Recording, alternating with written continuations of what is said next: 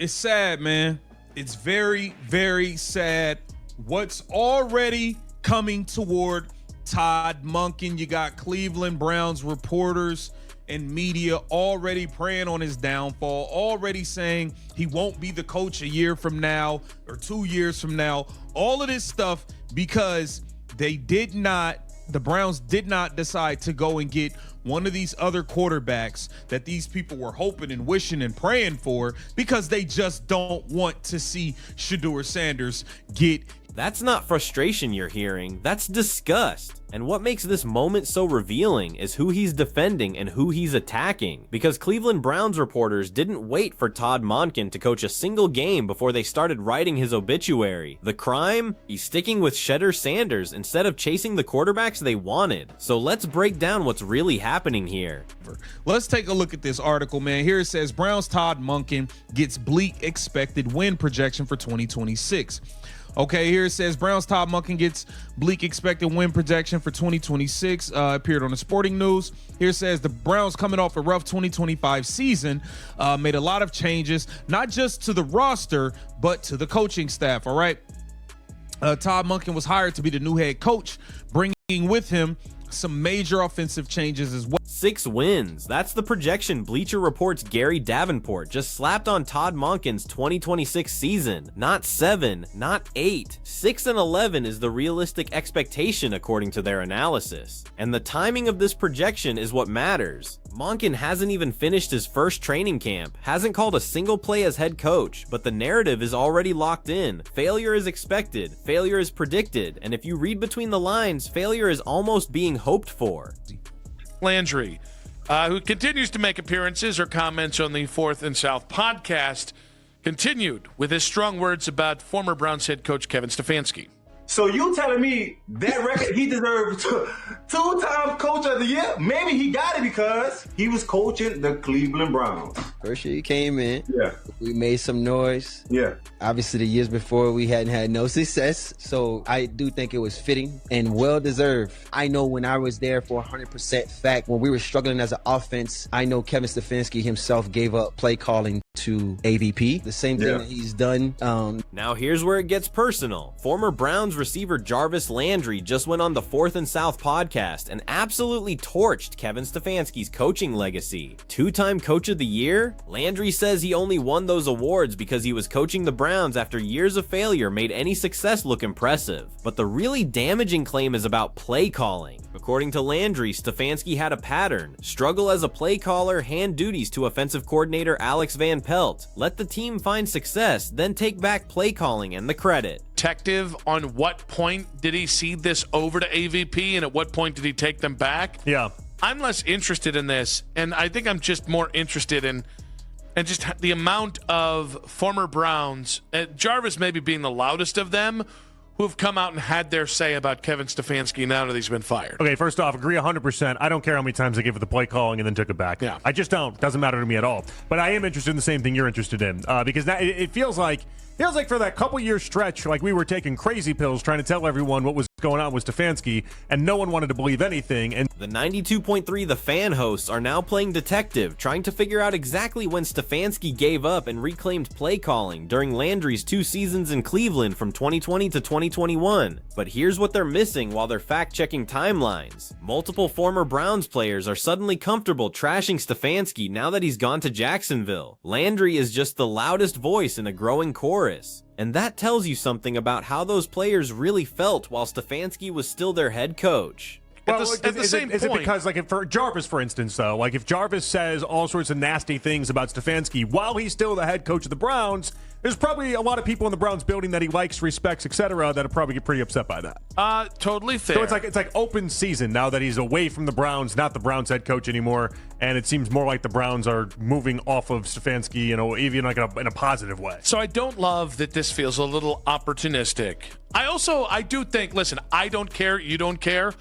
I think if this is Jarvis trying to showcase he can be part of the media, I think you do have to put the terms and conditions here. I think you need to listen to that carefully. They're admitting it feels opportunistic. These players sat on these criticisms for years, said nothing publicly while Stefanski was their coach, and now that he's safely in Jacksonville, suddenly everyone has stories to tell. One host tries to justify it by saying Jarvis couldn't trash Stefanski while he was still Browns head coach without upsetting people in the building he liked and respected. Fair point, but it doesn't change the fact that this looks like players piling on after the guy is already down. To put too much of this on Kevin, because the other guy who was equal parts of the failure here, or some might suggest was more to blame for the failure here, is still here on Andrew Berry. All right, maybe one other spin on this, I guess. Maybe for a reason why I should care. I'm trying to figure out reasons why I should care about the play calling stuff. If he gave it up for Ken Dorsey in the middle of the season when that season was going south, and then he also gave it to Tommy Rees mid-season when that season started to go south, it's not crazy to think if he gave it up with Jarvis, AVP when he was there, that's one thing. But it's not crazy to think he also gave it up. And there it is, the elephant in the room that nobody wants to address directly. Kevin Stefanski wasn't the only one responsible for the Browns' failures over the last few years. General manager Andrew Berry constructed those rosters. Berry gave Deshaun Watson that fully guaranteed $230 million contract. Berry made the personnel decisions that left Cleveland with an offensive line full of question marks at left guard, right tackle, and right guard with Zion Johnson, Pardon Titus Howard, and Tevin Jenkins. But Berry still has his job. Stefanski is the one who got fired. So why are all these former players directing their anger at the coach instead of the GM? Giving it up and then all this credit going to Joe probably isn't something that should actually be going to a combination of Stefanski and Joe. It should probably be AVP and Joe. I also think, while we're on the topic of play calling, Kevin and the Browns in general went out of their way to talk about how little play calling actually really did matter. And it's kind of a nothing burger for then Kevin in half of the season. Here's what's actually happening beneath the surface. The Cleveland media and fan base are going through the 5 stages of grief over their quarterback situation, and they're currently stuck somewhere between anger and depression. They wanted Cam Ward. They wanted Shedeur Sanders to go somewhere else. They wanted the Browns to make a splash move that would generate headlines and excitement. Instead, Todd Monken is rolling with Shedeur, and that decision has become a lightning rod for every frustration about the franchise's direction. The play calling debate is actually fascinating if you step back from the emotion. These hosts are trying to figure out if Stefanski gave up play calling right before or during the Joe Flacco run in 2023 when Cleveland went on that unexpected surge. Because if Stefanski did hand over those duties to Alex Van Pelt, then maybe Flacco's success had less to do with Stefanski's genius and more to do with Van Pelt's play design. That would fundamentally change how we evaluate Stefanski's tenure in Cleveland. But here's the contradiction that nobody's addressing. The Browns organization spent years telling everyone that play calling didn't really matter that much. It was a collaborative process. Multiple coaches contributed. The head coach was more CEO than play caller. They downplayed the importance of who was actually calling the shots on game day. So if play calling was supposedly this collective effort that didn't matter much, why are we now dissecting exactly who had the headset during which games? You can't have it both ways. The real story here isn't about Stefanski or Monken or even Shedeur Sanders. It's about a fan base and media market that's so desperate for success they're already sabotaging their new head coach before he's coached a single game. 6 wins is the projection. Failure is the expectation. And when you create that kind of negative narrative around a coach from day one, you're essentially guaranteeing he won't get a fair evaluation. Every loss will be treated as confirmation of what everyone already believed. Every win will be dismissed as a fluke or credited to someone else. Think about the position this puts Shedeur Sanders in. He's entering the NFL with his head coach already being written off as a future failure by local media. The offensive line has been pre-labeled as a disaster with Johnson, Howard, and Jenkins all being questioned before they've played a snap together. The defense is expected to collapse without former coordinator Jim Schwartz. Shedeur is walking into a situation where the narrative is already written and it's a story about failure. Now compare that to how other rookie quarterbacks are being treated. When a team drafts a quarterback high and brings in a new coach, there's usually optimism, hope, a sense of a fresh start and new possibilities. But in Cleveland, it's the opposite. The fresh start is being treated like a funeral. And you have to ask yourself, is this based on actual evidence or is this a fan base that's been hurt so many times they can't allow themselves to hope anymore? Here's what the Bleacher Report projection actually says. They cite the loss of Jim Schwartz as a major blow to the defense. They question whether the offensive line can protect Shedeur with 3 positions of concern. They point out that the Browns went from high expectations to no expectations in one offseason, but what they don't mention is that Todd Monken was one of the most respected offensive coordinators in football before taking this job. They don't mention that Shedeur Sanders showed elite processing speed and accuracy at Colorado. They don't mention that sometimes a complete reset is exactly what a struggling franchise needs. The Jarvis Landry comments reveal something deeper about the Stefanski era. If players felt comfortable enough to criticize his play calling internally, if there was a known pattern of him giving up duties when things went south, that suggests a lack of confidence in the locker room.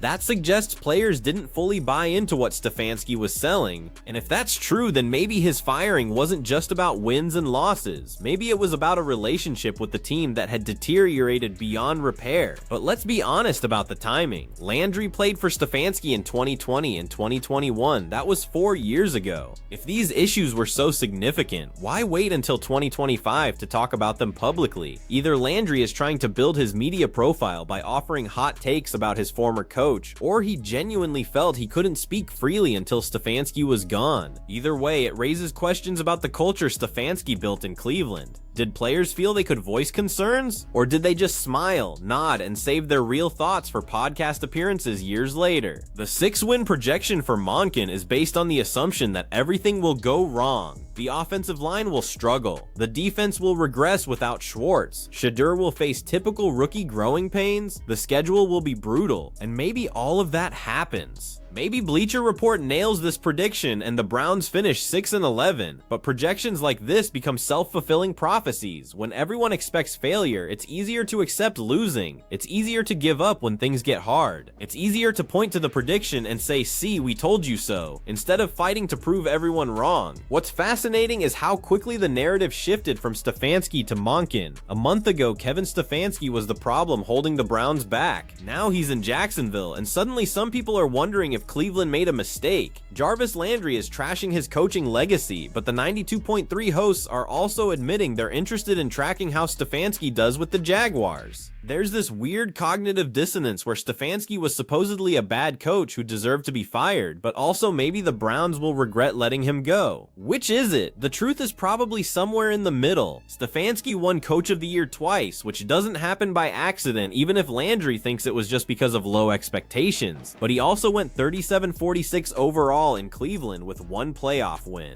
He had Deshaun Watson, Nick Chubb, and a top 5 defense at various points and couldn't consistently win. So maybe he was a good coach in a bad situation, or maybe he was an average coach who got exposed when expectations rose. But what's clear is that the Browns decided they needed a change, and now they're all in on Todd Monken and Shedeur Sanders. The offensive line concerns are legitimate. Zion Johnson was supposed to be a solution at guard, but has been inconsistent. Pardon Titus Howard is a question mark at right tackle. Tevin Jenkins is coming over with mixed reviews. If Shedeur is running for his life every week, it won't matter how good Monken's play calling is or how quick Shedeur's release is. The quarterback will be under constant pressure, and the offense will struggle, so the 6-win projection isn't crazy if you assume the line can't protect. But here's what the projections miss. Sometimes new coaches and new quarterbacks create unexpected chemistry. Sometimes a fresh start energizes a roster that had gone stale. Sometimes the guy everyone writes off ends up being exactly what the team needed. Todd Monken has a track record of developing quarterbacks and designing creative offenses. Shedeur Sanders has a track record of processing information quickly and making accurate throws under pressure. Maybe they struggle in year 1, or maybe they surprise everyone and win 9 games. The point is, we don't know yet, and treating Monken like a dead man walking before he's coached a game is unfair and counterproductive. So here's the real question Cleveland fans need to ask themselves. Do you want Todd Monken to succeed, or have you already decided he's going to fail and you're just waiting to be proven right? Because the energy around this hire feels like a fan base that's given up. The Bleacher Report projects 6 wins, and instead of getting angry and wanting to prove them wrong, it feels like Cleveland is nodding along and accepting it. That's not the energy that builds winning franchises. That's the energy that guarantees more losing seasons. If you're a Browns fan, what's your honest prediction for Monken's first season? Are you buying the 6-win projection, or do you think Cleveland surprises people? And more importantly, are you actually rooting for Shedeur to succeed, or are you still bitter he wasn't the quarterback you wanted? Drop your thoughts in the comments, hit that subscribe button, and let's see if Todd Monken can prove all the doubters wrong.